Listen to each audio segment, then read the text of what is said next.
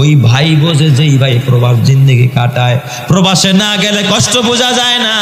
মা কাছে নাই, বাবা কাছে নাই, জ্বর হইলে দেখার কেউ নাই, অসুস্থ হইলে দেখার কেউ নাই, রান্না করার কেউ নাই, কান্না করারও কেউ নাই। তোরে যদি আরেকজন সেটা ধমক দেয়, মারে, সারানের মতো কোনো মানুষ নাই। একা একা জীবন, কত কষ্টের জীবন রে প্রবাস জীবন। এর থেকে জেলখানায় বন্দি থাকা আরো ভালো। এত কষ্ট করে আমার প্রবাসী ভাইয়েরা, আমার যুবকেরা, ও এলাকার মা বোনেরা, ও বিবিরা, যার স্বামী প্রবাসে থাকে, বিবি গো, কথা দিয়া স্বামীরে কষ্ট দিবি না। প্রবাসীদের কষ্ট সহ্য হয় না।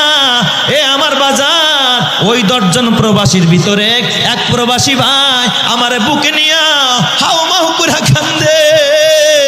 আমি বলি, যুবক রে, তুই এত কান্দুস কা? তোর চোখে পানি কা?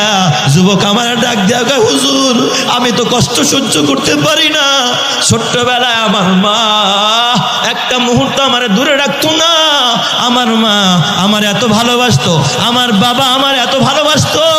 আমি বিদেশ আসার পর আমার মাকে এমন একটা দিন যায় না আমার মার আমি ক্রন্দন করতে দেখি না। আমার জন্য সবসময় আড়ালে আমার মা কাঁদতো। হুজুর, গত 3 মাস আগে আমার মা দুনিয়ায় নাই। আমার ওই অভাগা মা মারা গেছে।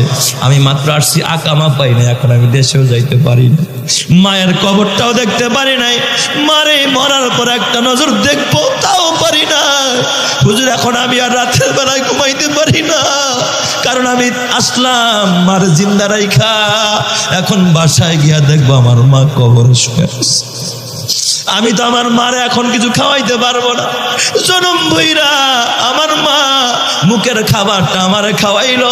জনম ভইরা আমার মা আমারে আদর দিল, সোহাগ দিল, ভালোবাসা দিল। আমার জন্য আমার মা এত কষ্ট করলো।